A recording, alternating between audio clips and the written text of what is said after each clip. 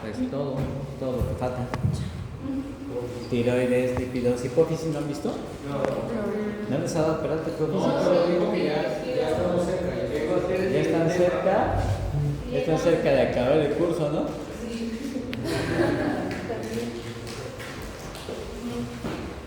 Bien. Sale, vamos a empezar con lípidos. ¿Ok? Tienen esta primera escenario. Vean, es una mujer de 29 años de edad, sin antecedentes familiares de importancia, y desde los 20 años ha presentado colesterol entre 240 y 310 miligramos por decilitro. Tiene un colesterol LDL entre 160 y 200, y sus triglicéridos siempre están en un rango normal. Su índice de masa corporal es de 29. No hay ningún dato relevante en la exploración física. Lo primero que se tendría que preguntar es cuánto es lo normal de colesterol LDL. Menos de 100. ¿Quién dice menos de 100? Levante la mano los que dicen menos de 100. ¿Ah?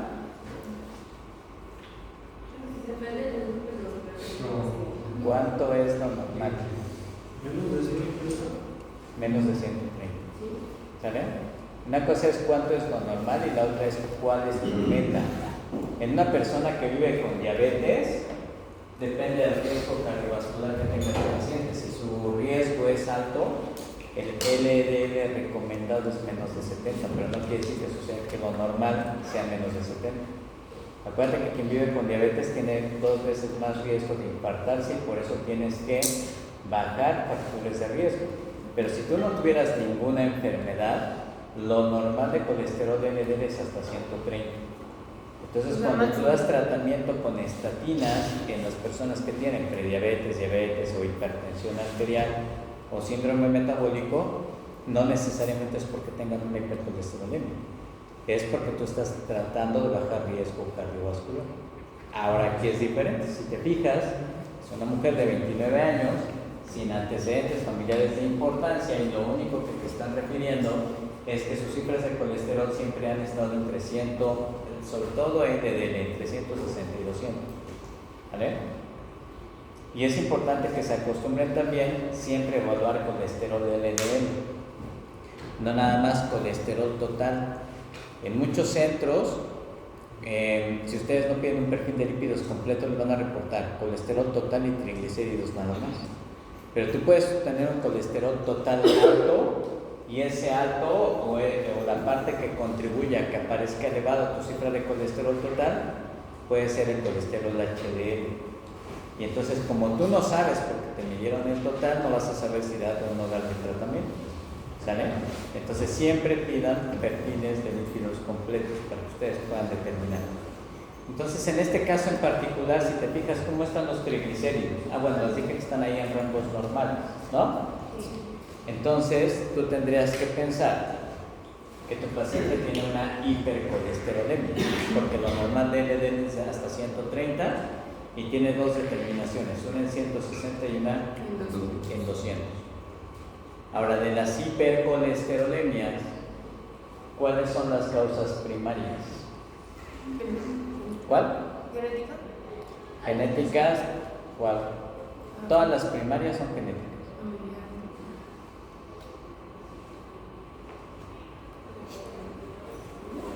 La causa más frecuente, y esto es lo que van a ver más ustedes en consulta, de hipercolesterolemias primarias es la poligénica.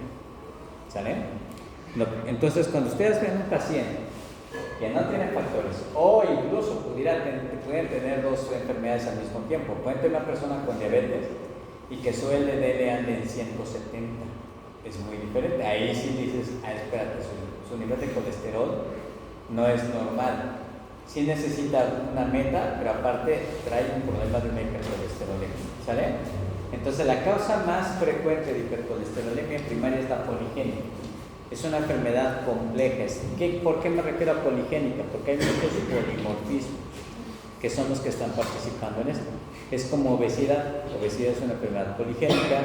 Diabetes es una enfermedad poligénica, la tipo 2. Hipertensión arterial es una enfermedad también poligénica. ¿Cuál es el patrón de herencia que se tiene? La verdad es que no hay, porque es poligénica, ¿sale? No hay una mutación que se tenga que transmitir. Por lo tanto, cuando ustedes pregunten, y esta es otra de las situaciones, hacen una historia clínica en el paciente que llega con un colesterol alto, no necesariamente les va a reportar que tenga familiares con hipercolesterolemia, ¿sale? Entonces, el hecho de que tú no tengas familiar con antecedente de hipercolesterolemia no quiere decir que tu hipercolesterolemia sea o no sea primaria, ¿sale? ¿Qué factores influyen en la expresión de la enfermedad? Dieta, tabaquismo, ejercicio, pero es una enfermedad de tipo complejo. No hay ninguna mutación, ¿sí? Realmente no se ha detectado que existan alteraciones en el receptor de LDL y su patrón electroforético es un patrón 2A. Hace mucho tiempo había una clasificación que se llama clasificación de Frederickson, y en esa clasificación de Frederickson veían cómo era el comportamiento por inmunoelectroforesis, y entonces las clasificaban en 1, 2, A2, B, 3, 4, 5, ¿sale? Y eso dependía del tipo de lipoproteína que estaba elevado. La verdad es que vieron que era un poco más complejo hablar de ese tipo de clasificación, y entonces actualmente decimos hipercolesterolemias primarias,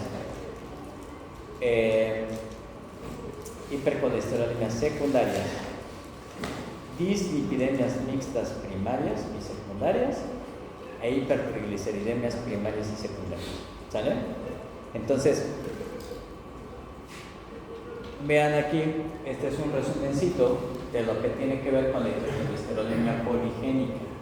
Les dije, esta causa más frecuente. Número 2, quedamos que solamente el 10% de ellos se pueden referir a un familiar con antecedente de colesterol alto. Habitualmente estos pacientes pueden llegar a tener cardiopatia isquémica como a los 60 años. ¿Sale? Que en ocasiones tú dices, pues a los 60 probablemente no tenga que ver con un componente primario, pero realmente es más o menos entre 50 y 60 es cuando se llega a presentar un evento isquémico en este grupo de personas. Entonces vean aquí, no van a encontrar nada característico en la exploración física. Eso es otra cosa que ustedes tienen que buscar. Siempre que vean colesterol o triglicéridos muy altos, hay que buscar jantomas, ¿sale? O jantelasmos o arco corneal. Ustedes buscan, en estos pacientes no tienen nada. Entonces, cuando tú ya viste un colesterol LDL, fíjate que el rango del colesterol LDL habitualmente no es mayor a 200. Vamos a ver ahorita otra hipercolesterolemia primaria que sí es más agresiva.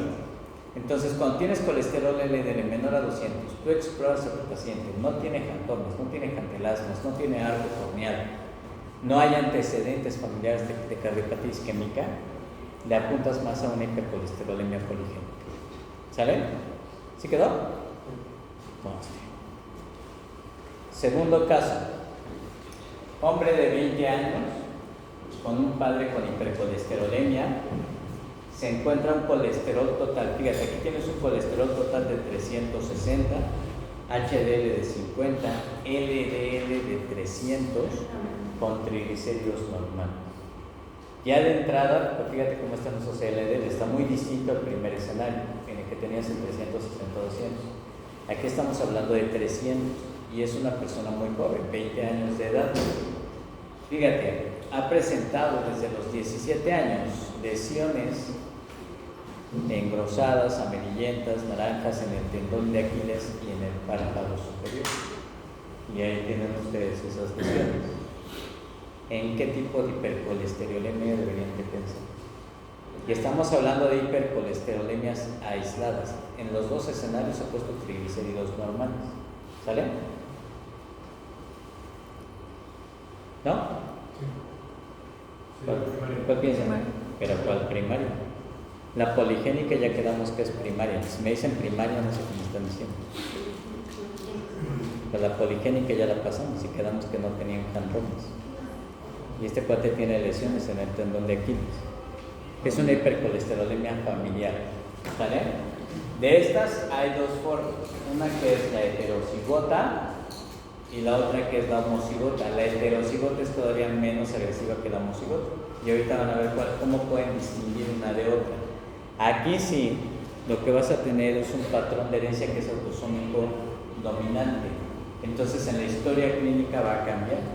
Vas a encontrar el antecedente de cardiopatía isquémica o el antecedente de hipercolesterolemia. ¿Sale?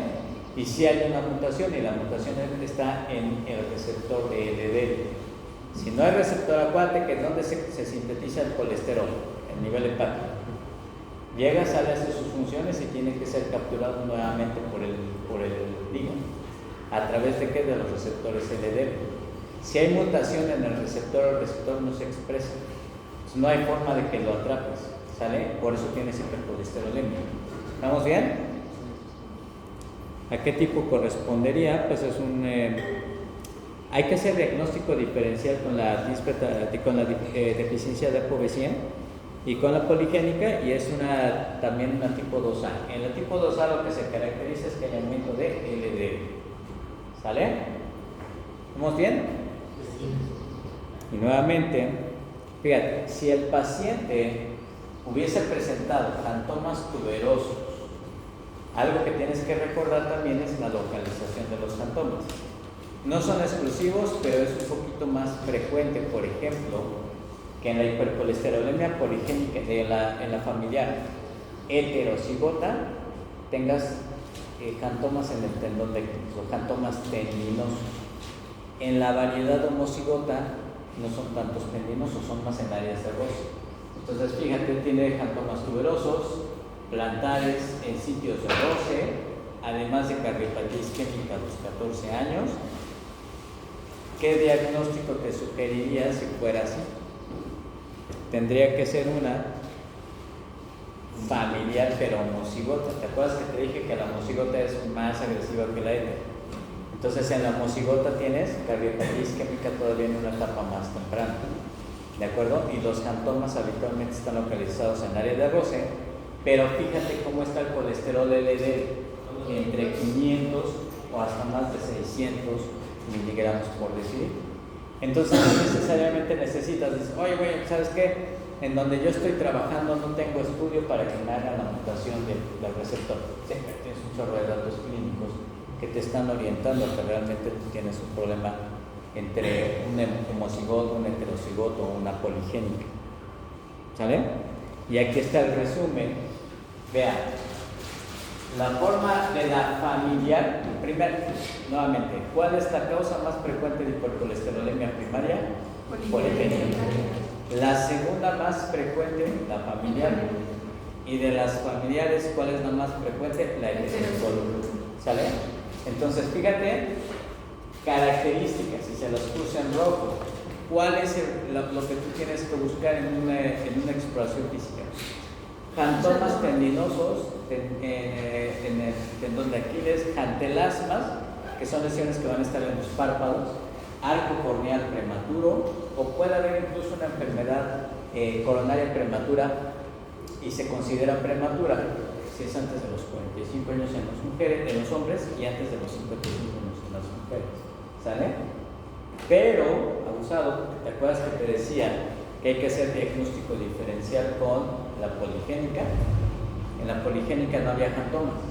Fíjate cómo aquí hasta un 25% de ellos pueden no tener xantomas. Lo típico sería que aparezcan, ¿sale? Pero si no los tienen, tampoco te excluye el diagnóstico. Ahí lo que te orienta es el nivel de colesterol LDL, ¿de acuerdo? Bien. ¿Ves ahí? Un colesterol LDL mayor a 250, el colesterol total lo vas a tener más de 300, triglicéridos normales, ¿ok? Y en el diferencial con la homocigota, fíjate que los xantomas están localizados en otras áreas, xantomas plantares, xantomas en áreas de roce como son rodillas, codos, y la enfermedad coronaria es mucho más temprana. ¿Por qué? Porque el LDL lo tienes más alto. Si te fijas, aquí van rangos hasta de 950. ¿Sale? ¿Ok? El arco corneal es cuando... Exacto. No, de hecho es más peligrosa la homocigota. difícilmente estos escenarios los llegas a detectar. Si les va bien, cuando los ven más los pediatras. ¿Por qué? Porque mueren por periodismo. Entonces es difícil llegar a la etapa. ¿Pueden llegar sin los síntomas? ¿Pueden llegar qué? Sin los síntomas. ¿Cómo? ¿Sin los síntomas pueden llegar? O sea, sin la clínica. Sí. Y ahí nos llaman. Y de hecho hay fenotipos, de hecho en las mutaciones que vamos a ver ¿te acuerdas que te dije que en la hipercolesterolemia familiar y mutación del receptor LDL va a depender incluso también como del tipo de mutación o de la penetrancia que tenga la mutación? Porque hemos visto aquí pacientes con hipercolesterolemias familiares heterocigotas que responden muy bien a tratamiento farmacológico. Habitualmente no responden muy bien. Fíjate que por ejemplo, para que tú disminuyeras el riesgo cardiovascular tendrías que normalizar el colesterol LDL. Pero si tienes un colesterol LDL de 600, para que de 600 lo lleves a 130, no hay tratamiento farmacológico que logre eso. Por eso es que les va mal. ¿Sale? Bien. ¿Vamos bien? Sí. Ok. Entonces, el tratamiento, pues obviamente el plan de alimentación es algo que se recomienda, la verdad es el que menos impacto va a tener. Vas a tener una reducción solamente de un 5 o 15%, se recomienda que bajes las grasas, sobre todo lo que son grasas saturadas, fíjate, no más del 6%, y nadie trabaja en colesterol de menos de 100 miligramos por decilitro. Pero la verdad es que el impacto con el plan de alimentación realmente es mínimo. El tratamiento básicamente tiene que ser de tipo farmacológico, como la diabetes. Bueno, como la diabetes, nada más que incluso el plan de alimentación en diabetes sí tiene más impacto que en colesterol. O sea, diabetes, un buen plan de alimentación tiene el efecto de una metformina, por ejemplo. Puedes bajar hasta 0.8 puntos porcentuales de hemoglobina glucosilada. Pero en colesterol, la verdad es que no. Y entonces el tratamiento de elección son estatinas. Las estatinas son el fármaco de primera elección en tratamiento de colesterol. ¿Qué van a hacer? Pues inhiben a la hidroximanonil glutarín coenzima reductasa, que es la que participa precisamente en la síntesis de colesterol. Y como es una enfermedad muy agresiva, pues las estatinas tienen un tope. Por lo tanto, vas a tener que utilizar terapia combinada. Lo puedes utilizar con secuestradores de ácidos biliares, con niacina,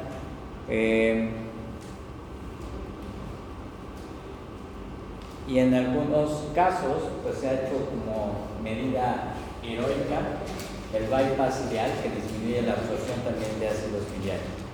Actualmente existen otras moléculas que son los inhibidores de PCSK9. La PCSK9 es como un tipo de receptor o es una proteína que de alguna manera va a interactuar con el receptor de LDL y lo que hace es que lo internaliza. Entonces lo que hacen estos inhibidores es que bloquean esa parte para evitar la internalización de los receptores y favorecer mayor captación de colesterol LDL. ¿Sale? ¿Cómo hacemos el diagnóstico? Criterios diagnósticos para hipercolesterolemia familiar. Puedes irte con el inciso que simplemente es ver el perfil de lípidos y decir, bueno, si mi colesterol LDL es mayor a 188 en un adulto o mayor a 155 en un niño y tienes un colesterol total mayor a 290 o mayor a 258 en los niños, pudiera ser ya una determinante. Más la presencia de jantomas tendinosos en familiares de primer grado, porque acuérdate que es autosómica dominante. Entonces, si tú encuentras el A y el B, ya tienes diagnóstico definitivo. No necesitas ir a buscar la mutación, ¿sale? O podrías tener el A y el C, es decir, tienes esa parte del colesterol elevado y tienes la posibilidad de solicitar en un laboratorio que te midan la mutación, que te busquen la mutación del receptor de LDL. Y si te la encuentran, bueno, pues entonces ya tienes un diagnóstico confirmado. Puedes hacer diagnósticos probables. El diagnóstico probable sería con tus cifras de colesterol o más el antecedente de cardiopatía isquémica. Si hoy hay un familiar que tuvo infarto al miocardio antes de los 50 años, ese familiar es de primer grado, ese se considera como autoritario. O antes de los 60 años, si es de segundo grado. Y entonces puedes decir nada más por la pura historia clínica, tu colesterol LDL, decir si tienes un diagnóstico probable de hipercolesterolemia familiar. Y la otra sería también, pues con la historia familiar, que tengas familiares de primero o segundo grado que también han tenido ese hipercolesterolemia. ¿Sale? Entonces, pocas veces buscamos la mutación porque no todos los centros tienen un centro de genética. ¿Sale? Bien. Y aquí tienen algunos ejemplos de jantomas tendinosos, y estos son jantelasmas que van a encontrar en los párpados. Entonces, yo les comentaba en algún momento que en diagnósticos en endocrinología, muchos diagnósticos son muy clínicos, son diagnósticos de camión. Cuando ustedes ven, en el hipotiroidismo no tanto, a menos que ya vean muchos, de repente sí pueden identificar una fase más o menos típica. Pero, por ejemplo, en otras patologías, ahora que acaban de ver bien hipertiroidismo con el doctor Perato, o sea, a veces entra el paciente y tú dices, ya tiene un hipertiroidismo. O entra un paciente con Cushing, o un paciente con acromegalia, y tú vas hasta en el camión y te dices, tú tiene un tumor productor de hormona de crecimiento. No es que tengas vista de rayos X, es que los datos son muy clínicos. Cuando hablemos de suprarrenales, entra un paciente, lo ves y dice, tiene Addison, pero porque hay ciertas características. Aquí tú podrías estar viendo al paciente y desde que lo estás interrogando, si identificaste los cantelasmas, si tu paciente llega por otra razón, tú no sabes que tienes que ir a buscar colesterol. ¿Vale? Vean, siguiente escenario. ¿Dudas con hipercolesterolemia familiar? ¿No? ¿Sí quedó claro?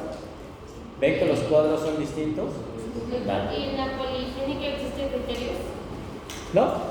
En la poligénica simplemente tu colesterol va a estar elevado, tu colesterol LDL, y nada más. O sea, ¿por qué? Porque no tienes, como es una enfermedad poligénica, no vas a encontrar datos clínicos. Si preguntas antecedentes familiares de cardiopatía isquémica, solamente el 10% te va a referir que sí, el 90% que no. Pero ahí lo que te lo marca es el colesterol, es como la hipertensión. ¿Sale? Entonces, hablas de hipertensión arterial si tienes más de 130-85 milímetros de mercurio en 2 ocasiones. Aquí hablas de una hipercolesterolemia poligénica si tu colesterol LDL está arriba de 130. Claro, siempre tendrás que buscar que no haya una causa secundaria, como más adelante vamos a hablar de las secundarias.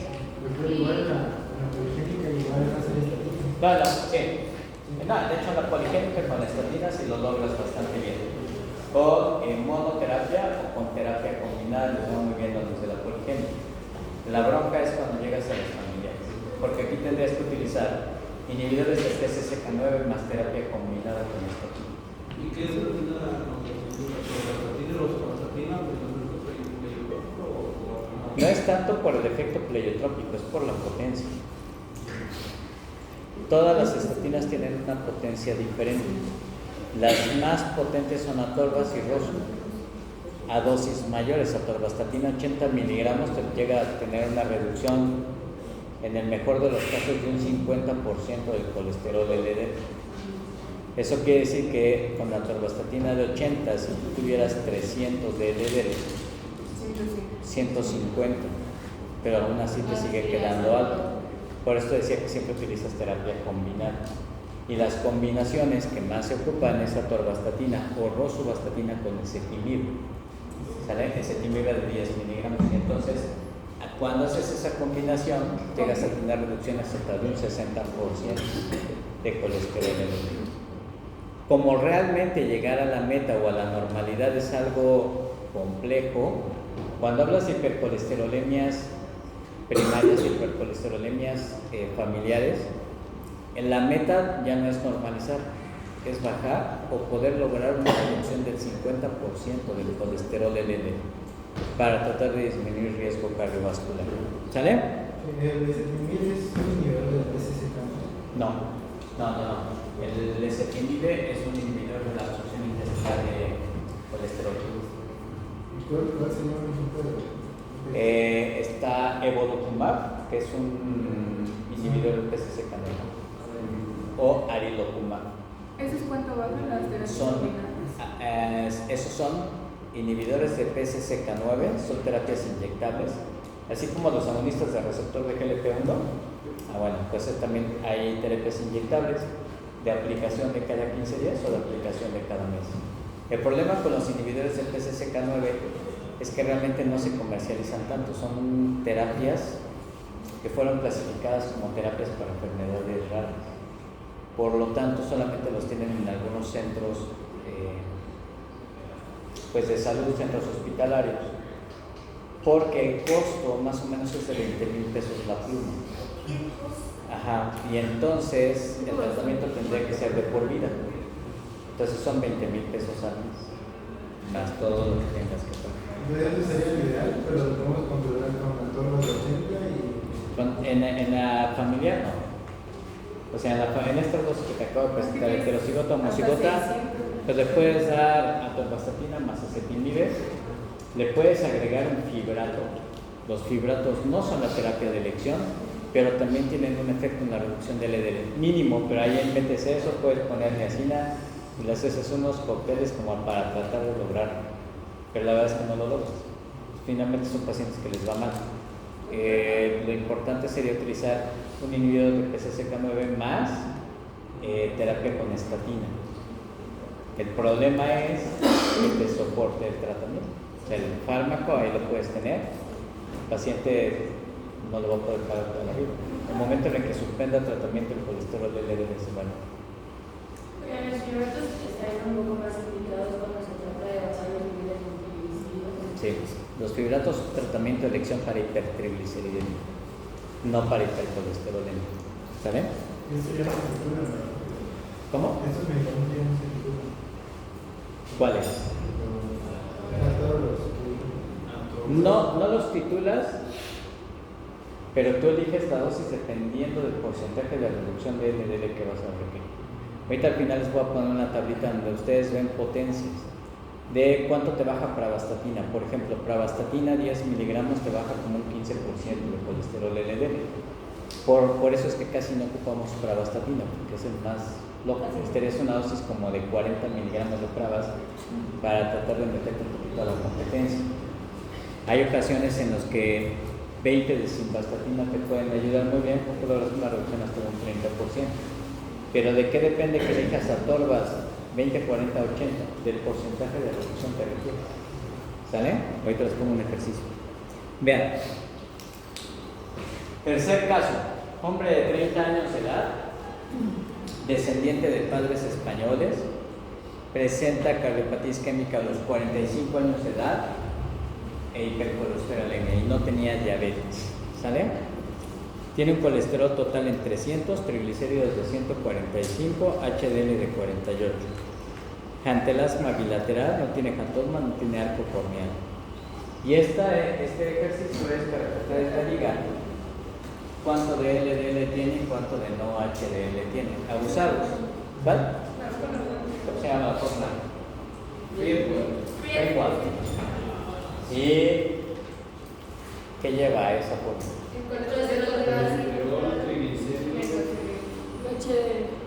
Ajá, y luego ¿cómo le hacen?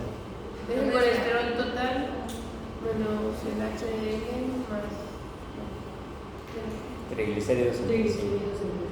Triglicéridos entre 5 más HDL menos el colesterol total es lo que te va a dar tu colesterol LDL. Pero había leído que esa fórmula ya no del todo lo utilizas. Claro que no. Porque hay nuevas fórmulas que son más específicas. Algo así está. Si haces un patrón inmunoelectroforético te va mejor, pero la verdad es que la fórmula te ayuda bastante bien. Más bien cuando no la ocupas, cuando tienes triglicéridos muy altos. Altos. Cuando tienes triglicéridos arriba de 400 y que tú quieres medir, vamos a suponer que ahorita te cambio el escenario y ahí le pongo colesterol 300, triglicéridos 400 y HDL de 48. El LDL te va a salir bien bajo. Entonces cuando tienes triglicéridos de más de 400 es cuando no ocupas la fórmula del Freeman. y no mides LDL, ahí mides no HDL, ¿sale?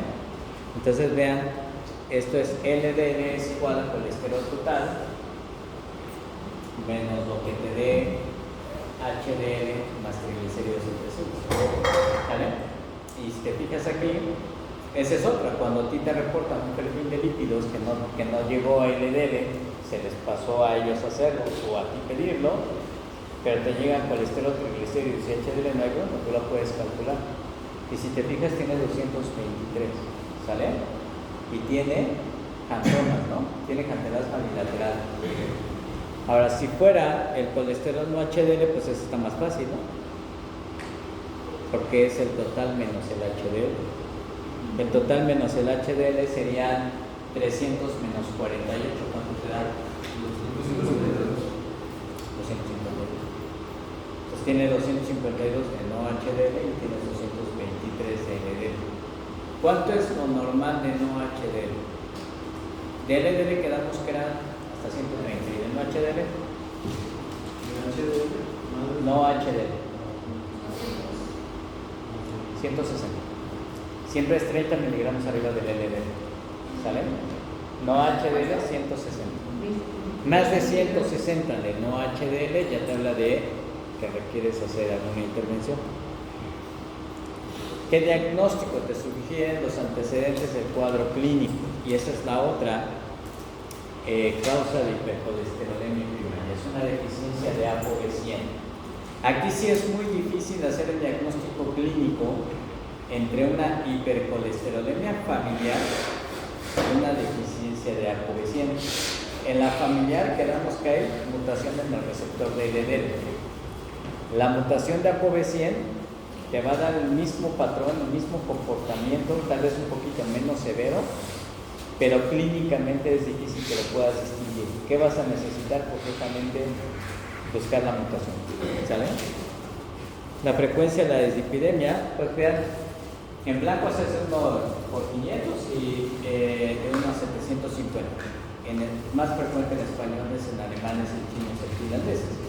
Tal vez lo que te podría orientar aquí es que tenía descendientes, o más bien era descendiente de españoles, ¿no? Y la mutación es en un ligando que es en el ApoB100 y el diagnóstico diferencial lo tendrías que hacer con hipercolesterolemia familiar, ¿vale? Y aquí les dejo un resumen también de algunas características importantes del defecto por ApoB100.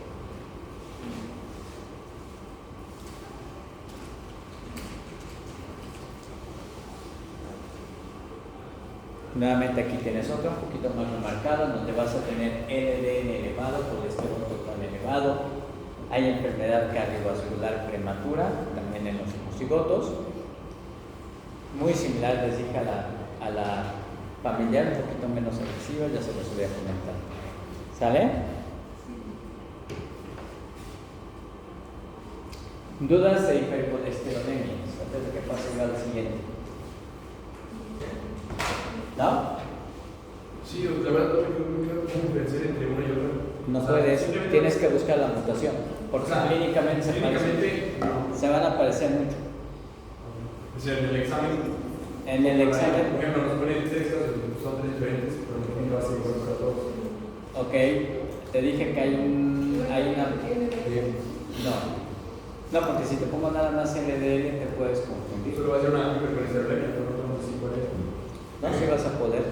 ¿Cómo lo haríamos? Te podría poner en los incisos una poligénica, una homocigota familiar y una heterocigota familiar. Y ponerte nada más colesterol LDL y decirte hacia dónde crees que piensas. Y no te pongo ApoB100 porque con ApoB100 ya sé que es muy difícil. Pero al menos con esas tres la brincas. Pero la poligénica pues es la más común quizá. No, pero ni siquiera les dije cuánto tiene de LDL. Y te pongo 700 de LDL. Familiar como ¿Ya viste cómo se puso? Si lo pones así, sí, pero. Entonces, imagínate que te diga yo cuál es la hipercolesterolemia primaria más frecuente en descendientes de españoles. Doctor, la... O sea, no te voy a poner algo que sea como más de controversia.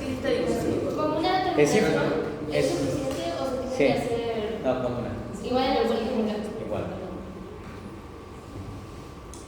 Ahora, esto es lo que te dicen los libros. Este es como el patrón típico. Pero les dije, pueden encontrar el fantoma. Obviamente no te voy a preguntar los casos menos frecuentes, porque son esos mismos. ¿Sale? Bien. Victoria, ¿el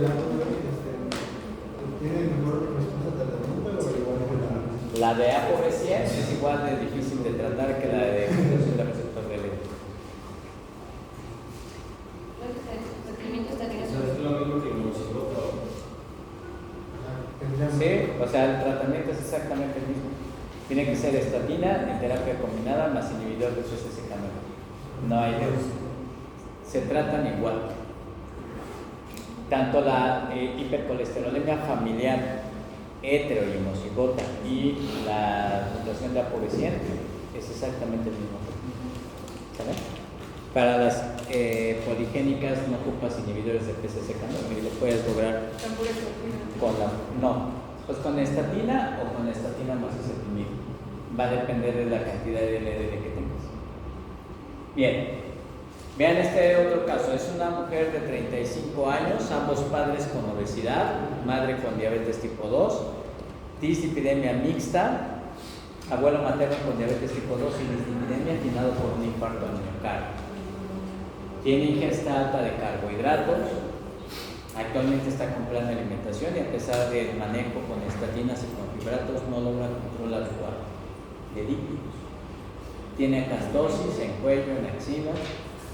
Tiene un colesterol total de 350 con unos triglicéridos de 390, HDL de 35, LDL de 240. Le hicieron una prueba de tolerancia a la glucosa que tiene una glucosa de ayuno de 118 ya a las 2 horas de 201 con un coma hierro de 3.6. Ustedes ya son expertos en carbohidratos. ¿Qué alteración de metabolismo de carbohidratos tiene? La glucosa está elevada.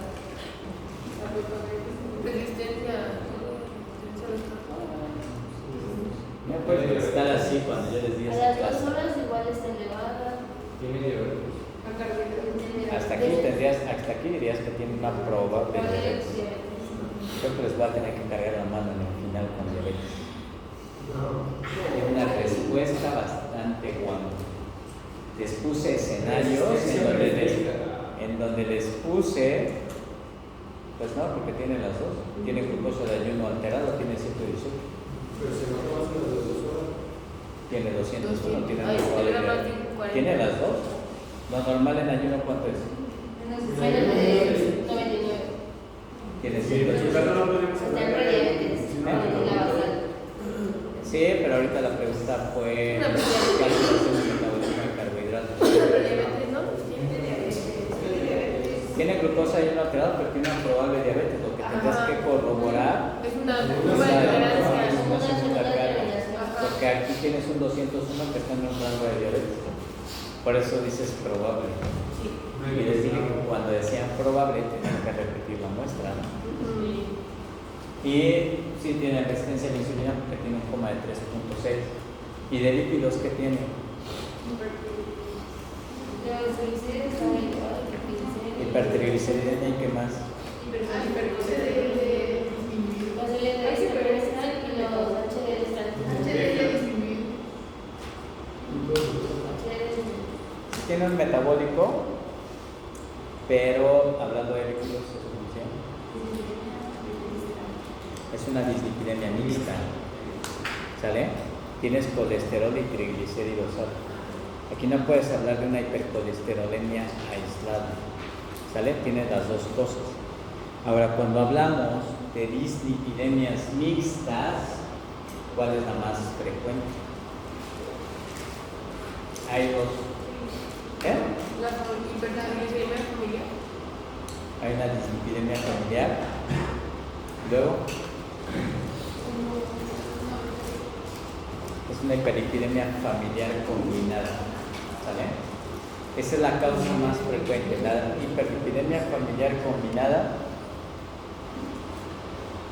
Igual que en el caso de la poligénica, tampoco vas a tener como una mutación, es una enfermedad poligénica. ¿Vale? Bien. El patrón fenotípico aquí ya no es 2A, que es un 2B, y se asocia más con diabetes, con hipertensión, con obesidad, con síndrome metabólico que ustedes nos estaban diciendo, y el porcentaje de todas las primarias sería el 15%. Entonces, ¿se acuerdan? De las hipercolesterolemias, la más frecuente es la poligénica. Después, la familiar, y de la familiar la más frecuente es la heterozigótica. De las mixtas, la más frecuente es la familiar combinada. Y en la familiar combinada tampoco vas a encontrar fantomas, ¿sale? Ni antelasmas. ¿Ok? Va. Entonces ven, la causa es desconocida, aunque en algunas ocasiones se han mencionado que pudiera tener un patrón de herencia que es autosómico dominante. La verdad es que no se puede ver cuál es exactamente el defecto genético, ¿vale? Por eso ahí viene una interrogante de si es individual, si pueden ser múltiples genes. Lo característico es que vas a tener pues, hipercolesterolemia, que vas a tener hipertrigliceridemia, pero que además es muy variable. O sea, los familiares sí tienen alteración en los lípidos, pero no todos tienen el mismo patrón. Entonces puede ser que tu paciente tenga colesterol alto y triglicéridos altos, y que la mamá tenga hipertrigliceridemia y que el papá tenga hipercolesterolemia, que el hermano tenga una hipercolesterolemia. O sea, no todos van a tener el mismo patrón. Eso es característico de la familia, ¿sale? Obviamente aquí el tratamiento pues es terapia combinada. Aquí son estatinas y fibratos, ¿sale? Y tienes que hacer diagnóstico diferencial con la segunda causa, que es la disbeta-lipoproteinemia. La disbeta-lipoproteinemia también te da un patrón mixto, colesterol alto, triglicéridos altos, pero tiene una diferencia, que esta sí tiene jantomas y sí hay una mutación, y la mutación es en la ApoE, y habitualmente lo que tú tienes van a ser jantomas, que son jantomas palmares, ¿sale? Y aquí te lo voy a poner un poquito más nice. También por mutación en la. Fíjate, aguántame. Es la disbeta-lipoproteinemia es de transmisión autosómica dominante, la encuentras todavía en etapas más tempranas. Tienes LDL reducido, aquí puedes sacar la relación LDL triglicéridos, y si la relación te da más de 0.3, eso te orienta a la disbeta. Pero ve cómo hay jantomas eruptivos y jantomas tuberosos, pero el patognomónico son los jantomas planos palmares. Obviamente no te voy a preguntar el tuberoso, porque ese también lo podrías tener en la hipercolesterolemia primaria, pero el plano palmar es patognomónico de una disbeta-lipoproteinemia. ¿Sale? ¿Sí quedó? Sí.